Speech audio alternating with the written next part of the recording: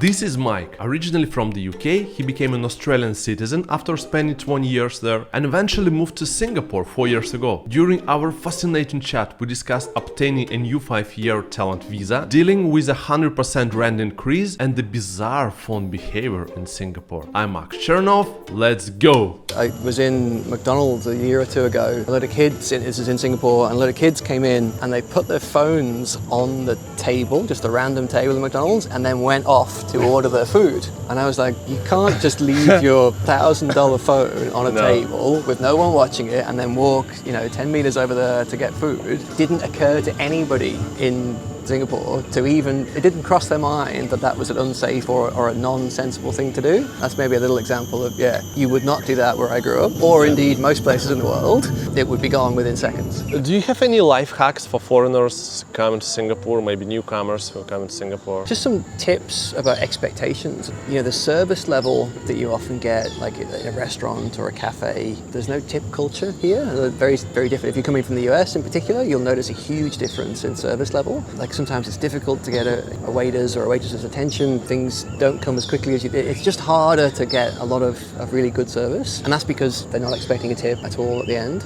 It's harder to deal with people on the phone in Singapore. That's a weird thing to say. If you call a restaurant, you would think there's only a very limited number of things I could be calling about. One is, and the most likely one is, I'd like to make a reservation, please. Or if you call a barber, for instance, you're not going to be calling to talk about the weather, right? You're going to be calling to make a reservation. You call somebody and they answer the phone, they're like, hello? You're like, hello, I'd like to make a reservation. They're like, reservation? I'm like, what else would I be calling for? Yes, I'd like you're a restaurant or a barber, I'd like to make a reservation. And so, it's just difficult. The customer service ethos and the way that people deal with others over the phone is kind of direct and short and not the same as in other countries. If you call a restaurant in the US or you call a restaurant in Australia or you go to a barber's even, they're like, hey, how are you? What time would you like to come in? Like, no, cannot.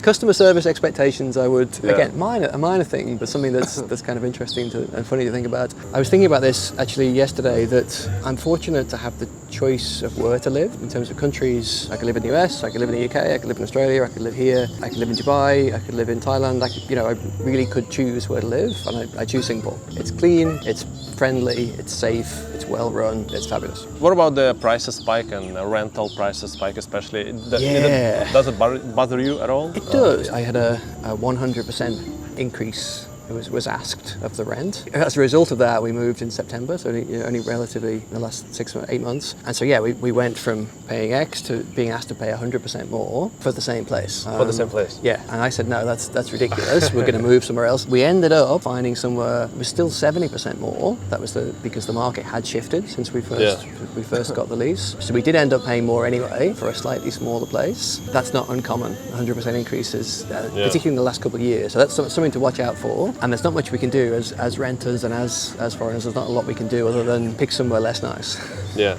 Buying is not really an option. If you want to buy a place in Singapore as a foreigner, the stamp duty has just increased to 60% of the purchase price. You can't really buy a flat for less than $2 or $3 million, that you want to live in. 60% of that, if it's $3 million, and you add another, another $2 million on top for stamp duty. Yeah. That's no one's doing that, right? That makes no sense. So renting is obligatory. What would you say to Aussie who's thinking to move to Singapore? What he or she need to be prepared? My time in Australia, there's a lot of outdoor sports, a lot of barbecues, a lot of going to the beach, a lot of spending time. You get up early and you go for a walk, or you take a dog for a walk, or you run down to the beach and go for a surf. People don't get up early here. So the sun doesn't come up until, cyclists. I do. Some cyclists do. I do sometimes go cycling.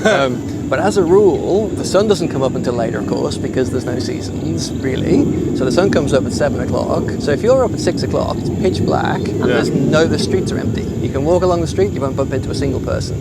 In Sydney, you get up at 6 o'clock and go outside, everybody's awake, people are out doing sports or going for walks. And so there's a much later in the day culture. Like in Australia, you'd get up and you'd go down to the coffee shop, say, at let's say 7 o'clock. Most shops here don't open until 11. So it's a really interesting kind of, or even just, go to the supermarket. Things are open later in the evening, which is great. But in the morning, you struggle to, like on a weekend, we struggle to find places to go and get breakfast because nowhere's open until later in the morning. I'm hungry by 6, so I want to go somewhere. Like in Sydney or Melbourne or somewhere, every cafe is open by 6 latest a.m. and they're full of people on their way to work or just grabbing coffee or reading the paper or after the surf or after the morning walk, they'll pop in and sit down. And that's here you grab something on the way to work and work starts later and places open later and then they're open later at night as well. That's an interesting difference, I think. It still frustrates me after 4 years that I can't go find anywhere open at 6 a.m.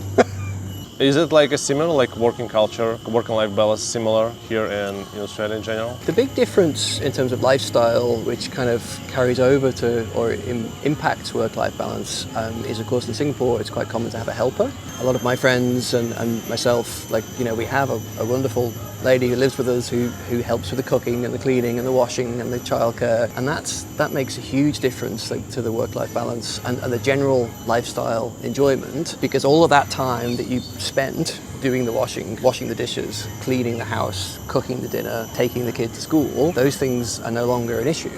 I work longer because I don't need to spend the time doing those things. I use that time to make sure I'm doing well at work. If you were so inclined, you could also use that time to do nothing and just have a very relaxed lifestyle. Some people say like, oh, these foreigners, they come to a country, they steal our jobs. You think it's like true or partially true? There's a fallacy that people can fall into of thinking that the economy and any economy is like a zero-sum game. Like it's either us or it's them, and the total amount is fixed. That's completely wrong. The total limit of the economy is there is no limit to it. The more people you have in a place, the more skills and intelligence and experience and productivity and technology that they bring with them, the overall economy, the GDP, the opportunities for everyone raises. There's never, in my experience, been a good argument to say that this person takes a job from this person. This person here is creating more economic opportunity that this person can take advantage of. It's never a one-for-one thing. And occasionally, you know, an individual will miss out on a role and somebody else gets it and they feel a bit uncomfortable about that. But at a societal level and an economic level, the tide rises all boats. So the more talented foreigners we have, the more talented locals we have, the more economic opportunity for everyone. Yeah, I agree. I think it's also like one of the big advantages of Singapore, because it's people really love to come here. Well-educated people, like with great experiences, they love to stick in the place. They love to stick around. If you're surrounded by this level of people, you get better yourself. There's a meritocracy in Singapore that's more pronounced than in most countries in the world, and I really like that. I like the fact that if you work hard, you can be very successful here. The government itself is a great example of that. You know, if you talk to, you know, somebody in the UK or somebody in the United States or somebody in Europe or somebody in Australia about what's your local government like, what's your state government like, what's your national government like, how smart are those people, how much are they planning for the future, how much are they incentivized to do a great job, and you compare that with Singapore's, you know, system of government. In this country, in Singapore, the smartest and the most talented and the most ambitious people get into government. Everywhere else, the smartest and the most talented and the most ambitious people avoid government at all costs and go into tech or banking or medicine or law or whatever it might be. In this country, there's a real both prestige is probably the right word, about, you know, being in the government and being able to shape the country, and you can see it like on every street, on every building, everywhere is so well run, and that's not a coincidence. It's been planned, it's been executed, it's been funded. There's no national debt. There's just smart people incentivized to think hard about solving problems is how government should work, right? And that's how it works here. It doesn't work like that in most countries I've lived in. If you compare like the place where you grew up with Singapore, like what's the main differences in terms of like how people live? The people from Liverpool, Scousers, are typically they're quick to make jokes and quick to take the mickey out of people, but they're also tremendously friendly. You'll be offered help in different situations. People would literally take you into their home as a stranger and feed you dinner if you were hungry. It's a tremendously friendly and welcoming place, and that's not exactly the same in Singapore, I guess, as a foreigner. And that's an interesting thing about Singapore too. Like, we're actually technically referred to as foreigners. Like, that's a term that's okay to use. Like, as a foreigner, I wouldn't expect, you know, to be treated with the same level of friendliness as I would maybe in Liverpool. People feel a lot freer, I think, to do what they want. In Singapore, there's always, you know, the phrase, it's a bit like Disneyland with the death penalty, right? It's a great place to live and there's wonderful things to do, but don't do anything wrong under any circumstances. Honestly, I think this one is a bit outdated, because this article was in the 90s. It was much stricter. back Yeah. then. There are a lot of laws in Singapore and rules, but honestly, like after 5 years living here, I never get into like, and I mean, I don't rob people in the street or something, but I never get into, I never get a single fine. I'm still waiting, like Singapore. Well, like, yeah. Fingers crossed that'll continue. Well, the other funny thing is you don't really see law enforcement. So like police in Singapore are few and far between because people tend to follow the rules, right? It's very rare. You know, if you walk down the street in Liverpool or in Sydney or anywhere, you'll see policemen, policewomen, people sometimes with weapons, you know, walking around. It's quite rare to see that in Singapore in my experience the last 4 years. What about Singlish actually? Was it hard for you to understand like heavy Singlish in the beginning? In Liverpool, people call each other La. You right, La?